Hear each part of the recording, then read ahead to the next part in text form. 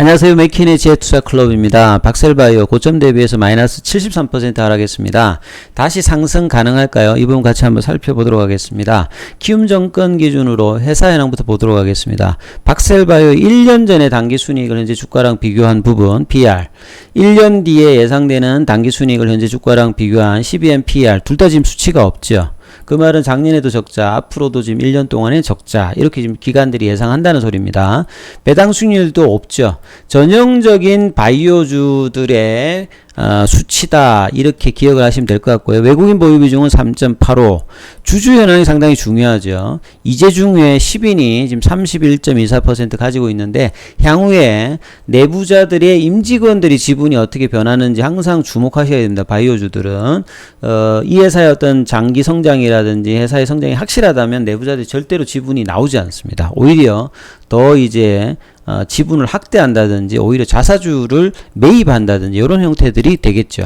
그리고 올해 3월달 기준으로 운용사별 보유 현황은 기관들 그렇게 많이 지금 달라붙어 있지 않는데요. 관심이 그렇게 많은 편은 아닙니다. 하나 유베스 같은 경우가 한 8, 9억 대인데 이때도 3월달이니까 이후에 주가가 많이 빠졌기 때문에 이것도 좀 줄었겠죠. 그리고 이제 이 회사의 비즈니스 구조에서 좀 중요하게 보셔야 될 게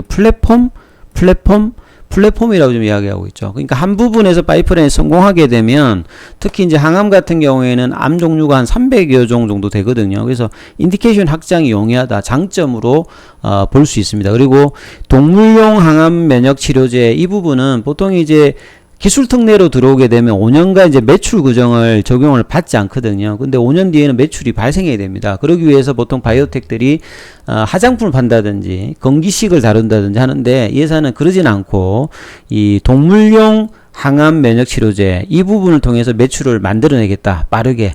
이게 작년에 IR 할 때는 작년 연말까지는 늦어도 하겠다 했는데 아직까지 지금 안 됐던 부분이 좀 아쉽습니다만 이 부분이 나온다고 하면 상당히 이제 안정성 부분이 좋겠죠.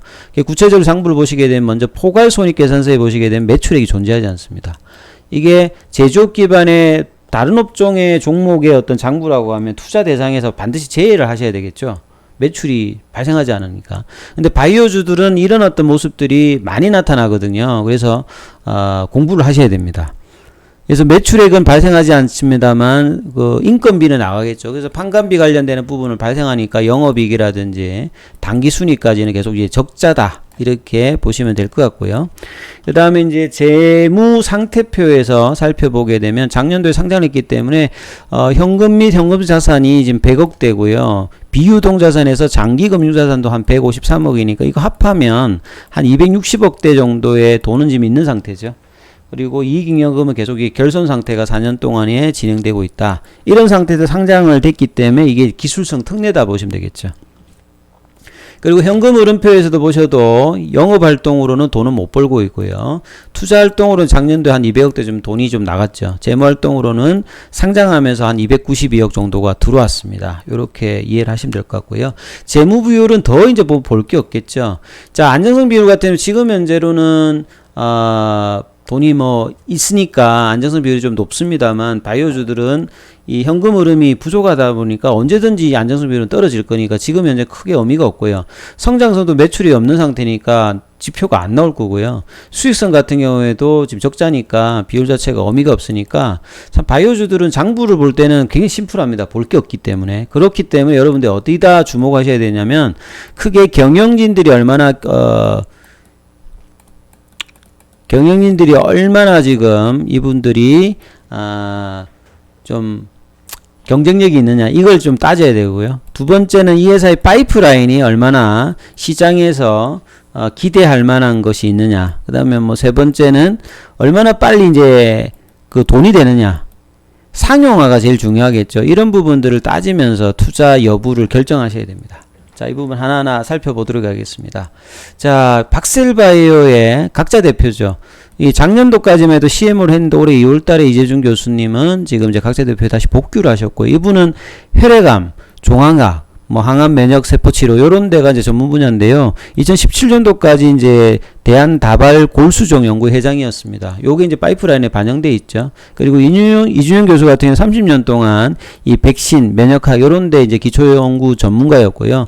2015년도까지 대한 백신 학회 회장이었습니다. 그래서 코로나 사태 때 보면 해야 할 때 이 부분이 자주 언론지상에 나타났던 게 이런 사유라 보시면 되겠고요. 그래서 2010년도에 창업을 했고 2020년도에 기술적 특례로 이제 코스닥에 상장을 했다 이렇게 보시면 되겠습니다. 이름에서 이제 박셀바이오 뜻이 백신에서의 박, 그 다음에 셀 테라피에서 셀을 따와서 결국은 이제 백신과 이 셀 테라피 이것들 합해 가지고 항암 정복을 해보겠다 이런 취지로 회사가 뭐 진행되고 있다 이렇게 보시면 되겠죠.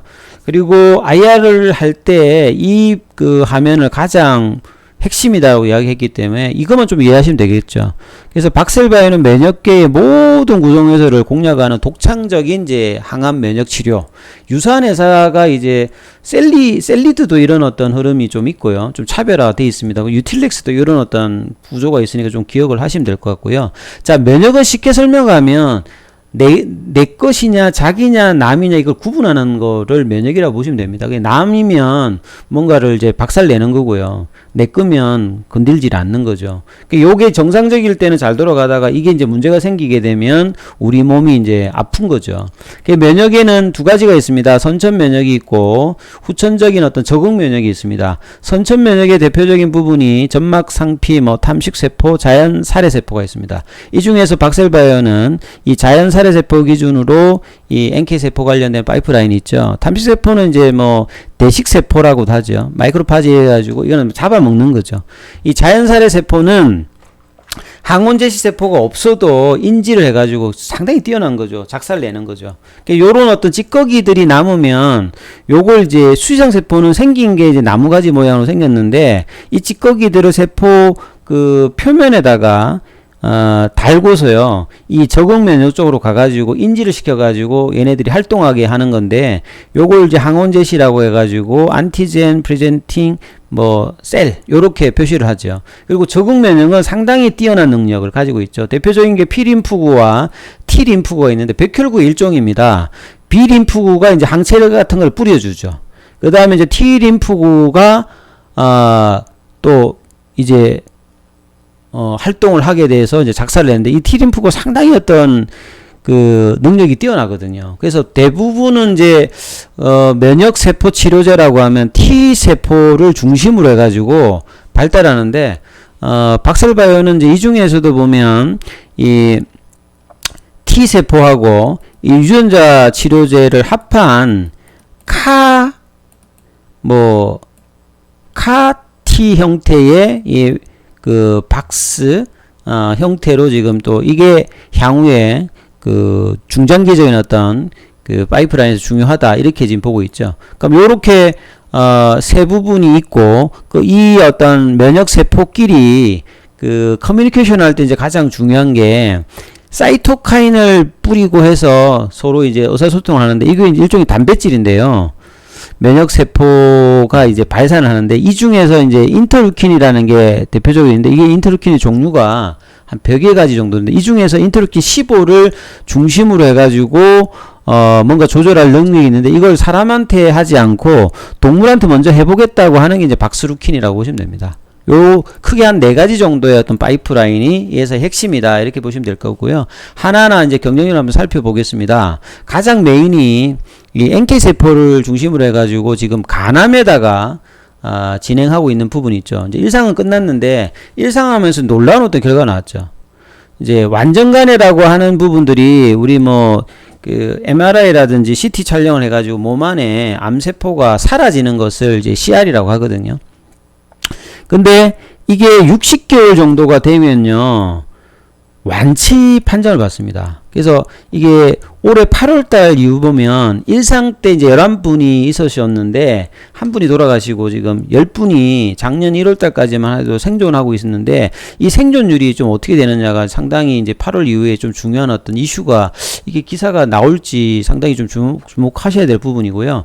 그 다음에 이제 진행성암 관련되는 부분인데 이 간은요 우리 장기 중에서 혈액이 가장 많이 이제 들어가 있기 때문에 전이라든지 이런 것들이 잘 되고, 그 다음에 간은 이제 간암 같은 경우에는 뭐 간경변이라든지 간염이라든지 이런 어떤 기저질환이 있는 상태에서 하기 때문에 지금 근원적인 어떤 치료가요 상당히 조금 떨어지는 어떤 그 암종 중에도 하나입니다. 그리고 이제 이 진행성 암은 초기 암이 아니니까 또 수술로 지금 제거가 불가능하고 전이로 이제 완치이 불가능한다든지 재발했다든지 요런 어떤 환자들, 여기에 보통 이제 우리 바이엘의 넥사바 소라페닌 관련되는 부분을 처방을 하는데 요거하고 이제 비교해 가지고 임상 일상을 했단 말이죠. 그래서 여기에 사용하기 위해서 이 박셀바이오가 NK 세포를 어떻게 배양하고 그 다음에 이제 순도를 좀 높여가지고 하는 이게 뭐 경쟁력이겠죠. 그래서 순도 관련 어떤 지표라든지 확인 관련 지표들이 상당히 좋게 나왔고, 그래서 고순도 정폭률의 NK 세포의 생산 기술을 확보하고 있는 이런 것도 이제 경쟁력이 있겠죠.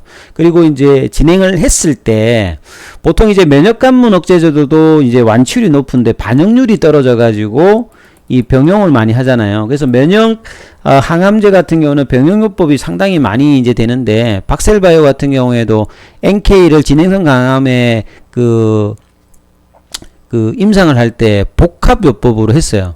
그래서 최신 이제 임상 치료 그 요법이 HAIC 요법입니다. 이게 뭐 간 동맥 내 항암 주입 요법인데, 이 그림을 보시면 좀 쉽게 이해될 거예요. 보통 이제 NK 세포를 타회사 같은 경우에 정맥 주사로 이렇게 넣어준단 말이에요. 근데 여기 같은 경우에는 여기 이제 간 동맥입니다. 간 동맥에다가 이제 카테타에다가 삽입을 해서 먼저 이제 이 5FU 그 다음에 시스플리트, 요게 이제 1차 항암 치료제죠.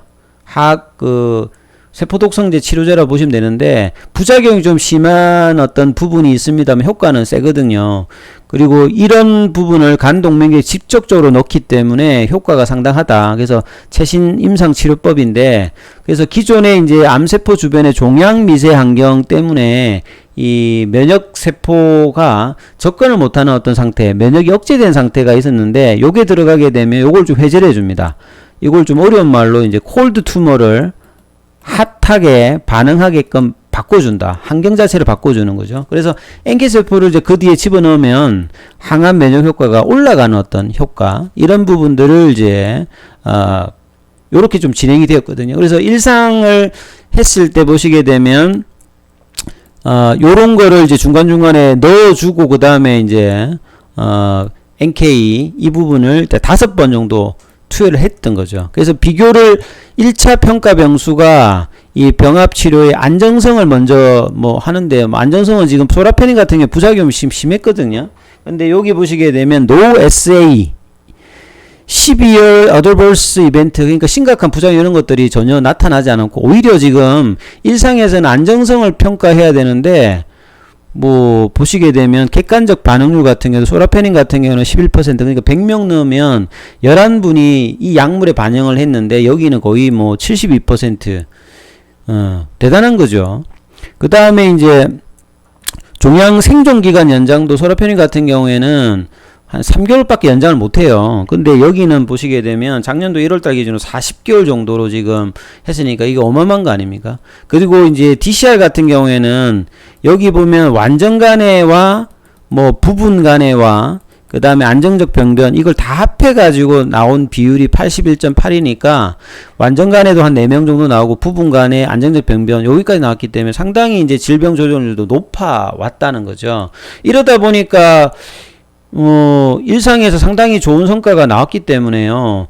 이 상장 전에 2015년, 2018년도에 총 이제 150억 정도에서 이 벤처 캐피탈에서 이제 자본이 유치가 되었던 어떤 성과를 나왔다, 이렇게 보시면 될 것 같고요. 그래서 보시면 임상 데이터가 좋아야 되잖아요. 그 신라젠 같은 경우는 팩사백이 임상 그 상황에서 이상에서 완전 간해가 하나가 나와서 주가도 막 폭발하고, 완전 간해 하나 나오면 이만큼 뭐 시장에 관심이 높은 상태였어요. 저 당시에는. 그리고 박셀바이오도 이제 이런 어떤 부분에 보시게 되면 11분의 환자 중에서 투입하고 난 다음에 CR이 나왔던 게 지금 4분 정도가 나왔습니다. 요런 어떤 상태가 지금 데이터가 지금 나왔고요.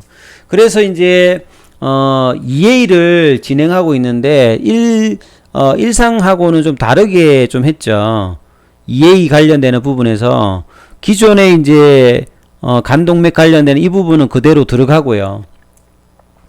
두 번째 보시게 되면 NK 공고요법이라는 게 있습니다. 왜냐면 일상하다 보니까 나중에 이제 그런 게 있죠. 암세포가 완전히 없어지지 않아가지고 일부분 남아서 다시 이렇게 암세포가 나오는 어떤 부분이 나왔기 때문에 이제 EA 이상 할 때 이 프로토콜에 보시게 되면 공고요법을 한 번 더 때려줍니다. 그러니까 5번 때리는 것들을 이제 이렇게 2번 때리니까 이게 농도가 2배를 때리니까 프로토콜에서 이 부분이 있는 거예요. 그래서 뭐냐면 20명 대상으로 하는데 일상보다는 지금 농도를 2배를 때려주니까 1차 평가 변수가 객관적 반응률인데 반응률만 높아도 이제 이상해서 이 부분 하는데 프로토콜 짤 때 있잖아요. 20명인데 3명 정도까지 나오면 이제 안정성 여부를 먼저 평가해 가지고 나머지 이제 17명한테는 이제 유효성 평가를 하겠다. 이렇게 이제 프로토콜이 짜 있는 것 같아요. 그래서 최근에 이런 기사를 한번 보셨을 겁니다. 지난달 6월 달에 보시게 되면 20명 환자를 대상으로 지금 설계되어 있는데 일상보다 진인부했다.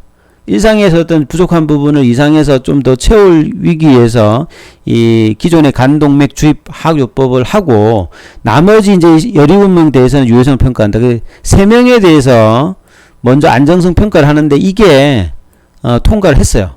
그러면 이제 나머지 17명 대해서 유효성 평가를 하면서 진행하는데, 이제 빠르게 이제 그래서 이제 최근에 이제 거점 병원도 3개 더 추가하고, 이게 이제 빠르게 진행되면 2B까지도 이제 빠르게 내년 초에 뭐 갈 것이라고 예상을 하고 있고, 이제 충분히 이제 데이터가 모여지면 EA의 중간 분석, 치료 결과 발표하겠다. 이런 부분들도 하반기에 좀 상당히 주목해야 되겠죠. 그래서 임상 데이터가 좋다라고 하면 주가의 어떤 상방 가능성이 좀 높아진다 봐야 되겠죠. 그래서 이런 부분들이 이제 7월 달에 기사가 나왔던 부분들입니다. 그래서 임상 EA상을 본격적으로 지금 이제 진행을 하고 있다. 그래서 이제 병원도 추가를 하고 환자 등록을 하고 있다. 이런 부분들 주목을 해야 되는 상태고요. 그리고 이제 두 번째로 보시게 되면 수정세포 관련되는 부분에서도 수정세포의 어떤 단점이 있거든요. 뭐 살상 능력이라든지 이동력 이런 부분들을 개선한 어떤 데이터들이 뭐 학회의 논문에도 이제 뭐 발표가 되었고 이 다발성 골수종은 그 림프종 이제 급성 백혈병과 더불어서 이제 3대 혈액암 중에 하나입니다. 그 완치가 상당히 어려운 걸로 알고 있고, 이 지금 현재 2006년도에 이제 그 FDA 승인 받았던 셀진의 레블리미드가 이게 뭐 한 8조 정도 블록버스터거든요. 그러니까 시장 규모가 상당히 있는 부분이죠. 그 여기에도 나름 이제 그 임상이 진행되고 있는 상황인데 여기도 보면 이제 2013년도에 임상 1과 2의 이상을 같이 했습니다. 여기는 보시게 되면 여기도 이제 병용인데요. 어떤 걸 이제 병용하면 요 CPM이라고 나와 있죠. 여기 이제 뭐 백혈구 관련되는 부분들을 이제 꺼집어내어서 요 CPM은 사이클로포스파마이드입니다. 요걸 이제 요것도 이제 항암제죠. 요걸 이제 집어넣고 그 다음에 이제 이게 수상세포 관련되는 부분에서 4번을 이제 처방을 하는 거죠. 그래서 안전성과 유효성제 검정을 했는데 면역학적 반응이 77.8%, 그 다음에 임상적 유효성이 66.7%가 나왔으니까 여기서도 데이터가 상당히 괜찮았어요. 2013년도. 그래서 2017년도 이후에 이제 임상 이상 관련되는 부분에서 병용요법 약물을 이제 변경을 좀 합니다. 이게 뭐 보험 관련되는 등재 부분 변경이 있다고 그러는데, 그래서 기존의 약물하고 좀 다르게 여기는 이제 레날리도마이드, 그 다음에 우리 코로나 때문에 많이 아실 거예요. 덱사메스터손. 요게 혈액암 관련되는 부분에 항암제 많이 이제 사용되는 부분인데, 이 부분들을 넣어주면서 같이 이제 이 부분 이제 들어가는 거죠. 여기도 보면 이제 6번 투여가 되죠. 이전하고 좀 달라졌습니다. 여기는 4번 투여됐는데 여기도 이상할 때는 조금 이제 그 세게 해가지고 지금 하는 것이죠. 그래서 객관적 반응률을 1차 평가 변수고 요렇게 지금 진행을 하고 있다 이렇게 보셔야 될 것 같습니다. 그리고 이제 차기적으로 이제 CAR-T 관련되는 부분에서 면역 항암제에서 세포 치료제에서 가장 이제 좀 기대되는 게 CAR-T잖아요. 본래 이제 CAR-T는 뭐 킴네아라든지 에스카르타 이게 엄청 비쌉니다. 이건 한 번만 넣으면 되거든요. CAR-T의 특징은 한 번만 넣으면 되는데, 그래서 굉장히 고가인데 이게 혈액암만 되어서 이제 박셀바이오 같은 경우는 CAR-T를 하더라도 혈액암 쪽보다는 이 고형암 쪽에 이제 컨셉을 잡아가지고 이제 진행을 하는 부분들이 있다. 그래서 뭐 대상항원에 보면 질환이 고형암, 난소암이라든지 췌장암이라든지 폐암 뭐 이런 쪽 부분에서 상당히 또 이제 주목을 해야 된다. 이런 부분들이 이제 장기적인 어떤 부분들. 그래서 이제 파이프라인이 이제 여러 질환에 여러 가지 어떤 형태로 좀 진행이 되고 있고요. 그 다음에 이제 2017년도에 12월 달에 농림축산검역본부로부터 임상시험 승인을 받아가지고 2018년도 12월 달에 임상 진행을 끝내서 품목 고가를 늦어도 작년 연말 뭐 이런 식으로 했는데 이게 지금 빨리 안 되고 있죠. 그래서 좀 늦어지고 있는데 여기 된다고 하면 상당히 이제 뭐 매출이 이제 발생되니까 안정성 부분도 있고 이게 개뿐만 아니라 뭐 고양이라든지 적응 반려동물 이것도 확대가 가능하죠. 그리고 세계 최초라고 하니까 상당히 이제 뭐 반려견 시장 자체가 지금 가파르게 성장되니까 다른 어떤 바이오텍하고는 조금 수준이 좀 다를 수 있다. 이런 부분이 좀 특징일 것 같고요. 그 다음에 또 이제 이 회사의 좀 특징이 스마트 생산 공장이 있습니다. 보통 이제 여러분들 NK세포라든지 CAR-T 갈 텐데 이 제작할 수 있는 어떤 능력들 이게 상당히 중요한데요.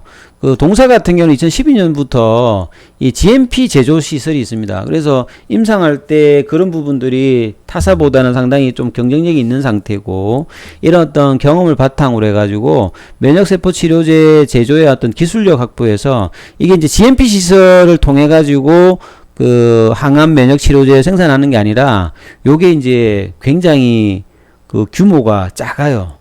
그래서 병원 내에 이 시설을 4차 산업 혁명과 더불어서 만들어서 보급을 한다게 되면 이런 부분들도 상당히 뭐 좀 중요하다. 그래서 그 상장 자금 가지고도 여기도 하고 있는데 뭐 터모피서라든지 이런 어떤 회사와 더불어서 이 스마트 팩토리 관련되는 부분들도 한다면 여기 관련되는 어떤 그 부분들이 상당히 또 실적에도 기여할 수 있는 이 다양한 어떤 부분들을 이제 박셀바이오 좀 진행한다 이렇게 봐야 되겠죠. 여기까지가 이제 상당히 중요한 부분이고 결국 이제 상용화 관련되는 부분 이게 얼마나 이제 근시일 내에 가능성이 좀 높을까.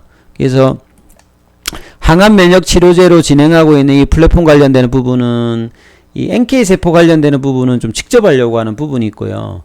나머지 이제 수의상세포라든지 CAR-T 관련되는 부분은 라이센스 아웃을 통해 가지고 하려고 하는 부분들이 있다. 이런 부분을 좀 이제 챙겨봐야 될 것 같고요. 그 다음에 박스루킨이 빠르게 된다라고 하면 이 부분도 이제 실적에 반영될 것 같다. 그래서 본격적인 회사는 뭐 한 2024년 그래도 임상 진행 관련되는 부분은 이제 2022년도 2023년도에 본격적인 어떤 부분이 있다라고 하면 충분히 장기적인 어떤 이 회사의 어떤 그 펀더멘탈 개선은 계속 좀 될 것의 가능성이 높아진다라고 저는 보여집니다.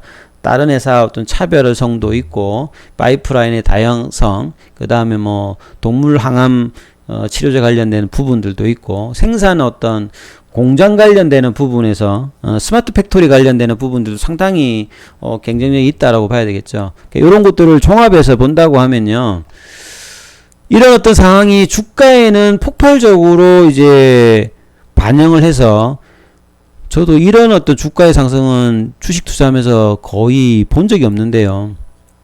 몇 달 만에 상장 초기에는 조금 이제 관심이 덜 하다가 이 한양증권의 이제 500용 그 애널리스트가 리포터를 근데 뭐 특별한 내용이라기보다는 기존에 알려졌던 내용들을 재반복했는데 리포트 발표 이후에 주가가 거의 한 30배 가까이 무중 반영해가지고 이렇게 올라갔다가 이제 무중하고 난 다음에 이제 주가가 떨어져서 가격 조정 이후에 이제 그 기간 조정을 거의 한 6개월, 7개월 정도 지금 보여주면서 시가 총액도 이전보다는 많이 좀 줄었어요. 근데 다른 어떤 비교 대상의 NK세포 치료제를 다룬 회사보다는 높습니다.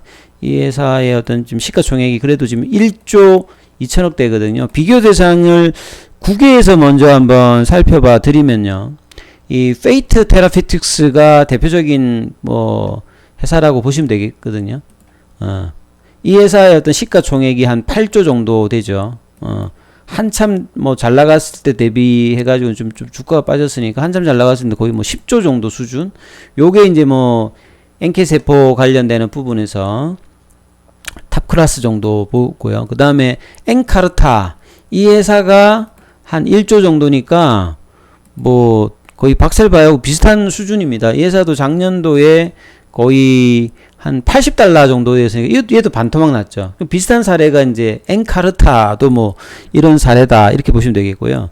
국내에서는 이제 박셀바이오 말고 지금 앞서고 있는 회사가 뭐 차바이오텍 최근에 많이 올라와서 예, 차바이오텍의 시가총액이 한 1조 4조 1조 한 4천억. 최근에 한 3만원대 해서 조금 시가총액이 좀 줄었습니다만, 차바이오텍이 이런 흐름이 있고, 그 다음에 뭐, 녹십자셀도 이런 흐름이 있죠. 녹십자 랩셀. 녹십자셀이 한 1조 정도 하고 있고요. 그 다음에 NK맥스. 비교 대상 회사들. NK맥스도 보시게 되면, 이 회사가 시가총액이 한 4,800억대. 예. 그러면 뭐 저기 우리 박셀바이오가요. 작년도로 하면 이거 뭐 어마어마한 어떤 시총을 했다가 이걸 유지를 못한 거죠. 그러니까 일단 뭐 회사는 나쁘지 않은 것 같은데 주가가 단기로 뭐 슈팅을 하면서 올라갔다가 이제 유지를 못하면서 이제 내려왔는데 중심 가격 기술적인 어떤 분석으로 본다면 중심 가격에서 가장 중요한 라인이 만약에 안 떨어지려고 했으면 21만 원권이 상당히 중요한 가격이었어요. 그 다음에 이제 한 15만 원대 초중반 요런 가격이 이제 중요한 가격이고 요게 이제 2월달에 이제 반등이 나왔을 때 여기서 이제 부딪히면서 못 갔죠. 그 다음에 이제 밑단에 있는 가격이 이제 뭐 7만원 선 부근 68,000원 요런 가격이 있습니다. 자세히 보시게 되면 중심 가격을 이제 기술적으로는 이때 이제 이탈하고 난 다음에 밑단까지는 안 내려갔다가 이제 올라올 때는 이 가격이 이제 저항선이 되는 흐름으로 되고 있고, 그러니까 가격 조정은 여기까지는 안 나왔습니다만 거의 뭐 한 8만 원대까지 내려갔다가 가격 조정하고 이제 기간 조정을 지금 한 달, 두 달, 석 달, 넉 달, 5개월 정도 지금 하고 있는 거죠. 그리고 이제 추세를 나타내고 있는 주봉상에서의 이 파라볼릭 자도 이제 그런 흐름들을 계속 보여주고, 아직 이제 반등의 흐름들은 장중에 이제 윗꼬리는 나옵니다만 아직 안 나와 있는 상태죠. 그래서 이 정도 가격의 흐름이라고 하면 아직 여기까지는 안 났습니다만 이 정도 부근 가격이면 상당히 이제 기술적으로는 이제 낙폭과대, 그러니까 가격 조정과 기간 조정 어느 정도 거친 어떤 종목이니까 향후에 이제 이 회사가 가야 되는 게 비전이 아예 없으면 모르겠는데 뭐 쭉 살펴보시게 되면 NK 세포 관련되는 부분에서 자, 임상, 이상 관련되는 부분에 이제 가속화되는 부분들이 나오고, 그 다음 중간 발표도 있을 거고요. 자, 이게 성과가 좋으면 2비까지. 2비를 통해서 이 회사는,